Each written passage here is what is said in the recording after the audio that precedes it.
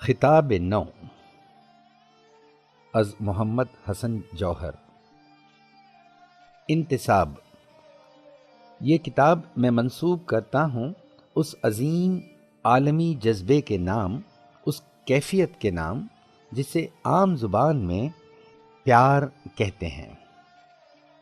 جو محبت نہیں کرتے وہ جیتے نہیں۔ پیش لفظ۔ پریفیس۔ سن 2002 میں مارچ کی ایک دوپہر، ایک بوسیدہ سی مزار پر ایک 3 سالہ لڑکا یعقوب کچھ پتھر اور ٹھیکڑیوں کے ٹکڑوں سے ایک ننھا سا مینار بنانے کی موہوم کوشش کرتا دکھائی دیا۔ اس جیسی کوئی 200-300 اور قبریں تھیں چار توڑا قبرستان میں، جو گجرات کی نسل کشی کے شکار لوگوں کے لیے بنائے گئے سینکڑوں راحت کیمپوں میں سے ایک تھا۔ یعقوب کے افراد خاندان سمیت کوئی 6000 لوگ اس قبرستان میں کھلے آسمان کے نیچے ادھر ادھر عالم بے ترتیبی میں بکھرے پڑے تھے۔ زندہ لوگوں کے حصے میں فی کس زمین لاشوں کے مقابل بہت کم تھی۔ بیت الخلاء کے نام سے ایک کونے میں کپڑے کی 4 دیواری کھڑی کر دی گئی تھی۔ بدبو اور غلاظت کا یہ عالم تھا کہ بیان نہ ہو۔ کتنوں کے زخموں پر پٹیاں بندھی تھیں، علاج تو دور، انہیں ڈھنگ سے پیر پھیلانے کی سہولت تک نہ تھی۔ اس مجمع غفیر میں کئی عورتیں، لڑکیاں، بزرگ اور بچے اتنے غیرت مند بھی تھے کہ کھانا اور کپڑا بانٹنے کی قطاروں میں کھڑے ہوتے شرماتے اور اکثر بھوکے بھی رہ جاتے۔ میں ان میں سے ایک تھا جو ان مجبوروں کے لیے کچھ امداد پہنچانے کا سبب بنے۔ اس صدی اور اس ملک میں معصوم انسانوں کا یہ حال مجھ سے دیکھا نہ جاتا تھا، مگر انتہائی غصے اور دکھ کے عالم میں بھی روز جانا پڑتا۔ ایک طرف ان شیطانی طاقتوں پر بہت غصہ آتا تھا جنہوں نے ان معصوموں کے ساتھ یہ بہیمانہ سلوک کیا تھا، تو دوسری طرف میں وہ بدنظمی اور غلاظت بھی دیکھتا تھا جو یہ معصوم خود اور بے وجہ پھیلا رہے تھے۔ ان میں جو ٹف تھے، زور بازو یا دوسرے غیر مہذب ذرائع استعمال کر پاتے، انہیں سب کچھ مہیا ہوتا۔ شریف الطبع لوگ ان مظلوموں کے اجتماع میں بھی ظلم کا شکار ہوئے جا رہے تھے۔ میں اپنے آپ سے وہی پرانے سوال پوچھنے لگا کہ ان لوگوں کے یہاں پہنچنے کی وجوہات کیا تھیں؟ کیوں کر ہارون الرشید، بابر اور شاہ جہاں کے ورثاء اس حال کو پہنچے؟ کیا یہ محض مسلم دشمنی کا شکار تھے؟ کیا ان ناگفتبہ حالات میں بھی اس سے بہتر جیا جا سکتا تھا؟ دیگر مظلوم قوموں نے ایسے حالات پر کیسے قابو پایا تھا اور کس طرح ابھر کر پھر سے عزت کی زندگی بتانے لگے تھے؟ ان جیسے بہترین سوالات کو انسانی تاریخ کے اس طرح کے تاریک ادوار کے اور کئی صفحات کو لے کر میں مختلف شہروں اور گاؤں جانے لگا۔ درجنوں، سینکڑوں اور کبھی کبھی ہزاروں لوگوں کی میٹنگز سے مخاطبت کا شرف حاصل ہوا۔ میٹنگز کے بعد بہتیروں سے گلے ملتا اور کئی رو بھی پڑتے۔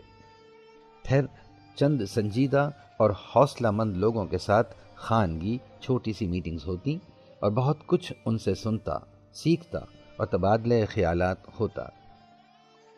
ایسی درجنوں میٹنگز میں حاصل کیے گئے مواد پر مبنی اور کئی ماہ کی تفتیش کے بعد ایک منظم آڈیو پریزنٹیشن خطاب نو کے نام سے 1 سال بعد اس لیے شائع کیا گیا تاکہ دور دور تک یہ دکھ بھری کہانی اور اس سے ابھرے اسباق پھیلیں۔ اس کی MP3 فائلیں اسپریڈ کی ویب سائٹ سے ڈاؤن لوڈ بھی کی جا سکتی ہیں، مگر اس کی تحریری شکل یا طباعت کی مانگ ایک مدت سے ادھوری ہی رہی۔ کچھ عرصے بعد اسی موضوع پر لیکن نئی صبح کے عنوان سے انگریزی میں ایک سیریز لکھی جو دلی کے ملی گیزٹ نے 20 قسطوں میں شائع کی، اور اب اردو میں از سر نو اسی خطاب کی اسپرٹ کو تازہ کرنے کی کوشش کر رہا ہوں۔ کوشش کی ہے کہ ڈیٹا یا اعداد اور حوالے تازہ ترین ہوں۔ گجرات کے اتنے لمبے قیام کے بعد میری اردو تحریر و تقریر دونوں ہی بڑی متاثر ہوئی ہیں۔ اہل ادب کی خدمت میں پیشگی معذرت حاضر ہے۔ ہماری گراوٹ کی کہانی اتنی ہی بے فائدہ ہوتی جتنی پدرم سلطان بود کی کہانی، اگر اس سے اپنے مستقبل کو تعمیر کرنے کا کوئی راستہ نہ سوجھتا ہوتا۔ مگر بقول شاعر، ذرا نم ہو تو یہ مٹی بڑی زرخیز ہے ساقی کے مصداق میں اس میں یہ امید افزا تعبیر چھپی ہے کہ کمی ہے تو صرف کچھ نمی کی۔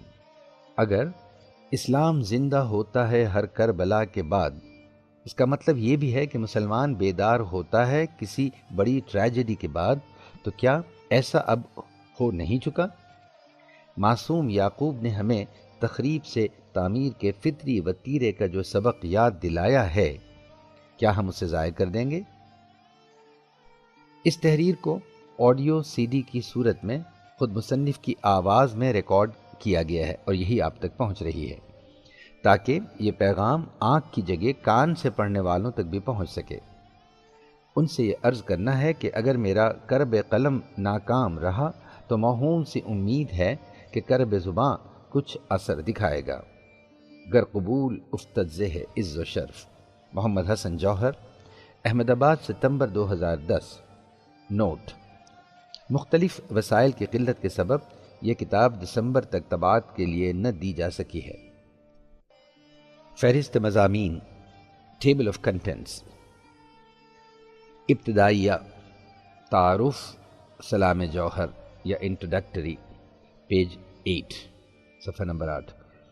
باب اول، ہمارا حال، a present fact sheet, page 17، 17 number.